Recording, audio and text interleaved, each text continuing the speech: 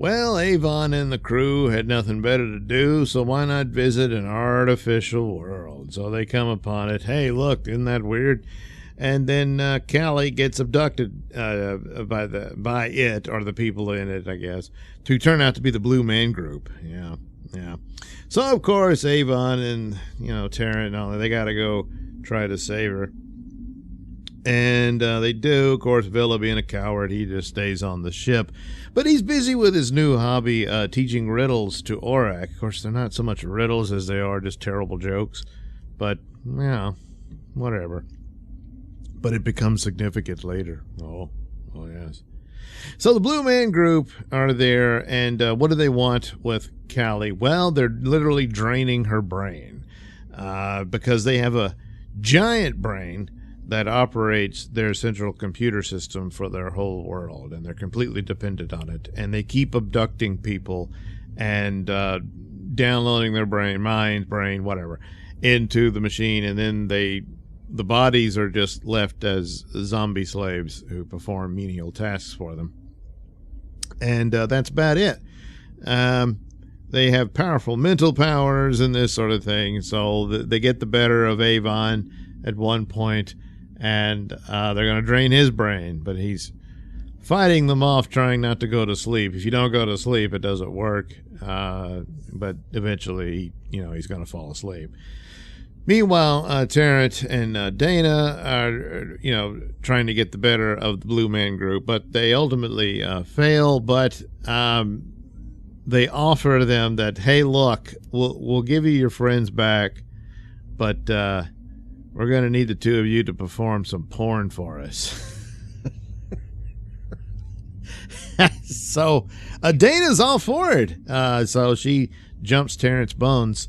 And but it was all a ruse because she had a small explosive that she needed to get without them noticing, while the creepy blue man was watching them as they were getting it on, So she's able to blow a hole in the wall. And they make good their escape. And they're able to free the others, and they're able to get away. At one point, they almost suggest that they could have put the wrong minds back in the wrong body so that, Callie would have been in Avon's body, and, but they didn't do it. And it turns out Aurak put Villa's idiot riddles into the central brain computer of the Ultraworld, and it's such idiocy that it shuts it down. Starts puking snot all over the place, and then the Blue Man Group disintegrate and die, and so, well, and good riddance, So they make good their escape, and that's weird, and rather odd that the Blue Man Group was distracted by porn. Well, another pornographic scenario happens in the next episode. Called Moloch. Yeah. So, they're cruising along, and they're being pursued by Serverland again. And there's this, distant outpost of Federation people, but it's a bunch of crooked scum. And this underling has taken over. And, oh, boy, how did he do that? Well, they're all following the advice and orders of this super-duper pooper-scooper computer called Moloch. Well, it turns out it's actually some kind of alien creature in there. Who, he's just really angry at being a little shriveled, booger. But his main punishment for the females there is for them to be given to the men. And they got these hot chicks in these blue outfits, and the blonde looks like she was tossed aside for the men's entertainment. So, yeah. And they had the hot brunette, though. God, was she was something. But that didn't happen to her. She managed to get with the Liberator crew, and I guess she's all right. I don't know. They should have brought her on the ship, Oh, wait. No, she got killed. That's right. Damn. That's too bad. Meanwhile, Villa gets a boyfriend.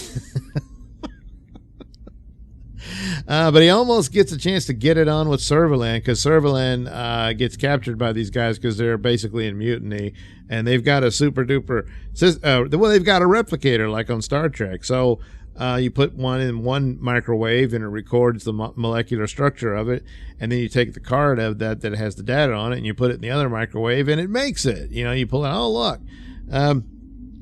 But it couldn't do organic things. They tried to do it with a mouse, but all it did was produce a dead mouse. So they're working on it to where they can just replace people and stuff like that, But, it turns out the actual commander that was more loyal to Serverland, well, he's pretty much a vegetable floating in a tank. He'd probably been better off just put him down, But anyway, Serverland, so Moloch, they asked Moloch, hey, what do we do with Serverland? And they, give her to your men. But as luck would have it, she's given to Villa. Yeah. Now that would have been an interesting thing. What if her and Villa had gotten it on, Yeah. Well, they didn't.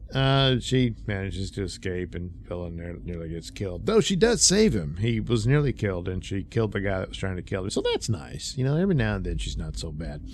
But anyway, of course they get away, and then they reveal Moloch is, the little one-eyed booger, and he wants Liberator. So they beam him aboard, teleport. They don't beam, no. But he wasn't, he didn't have his life support systems and stuff, so he's immediately dead. So how smart was this guy?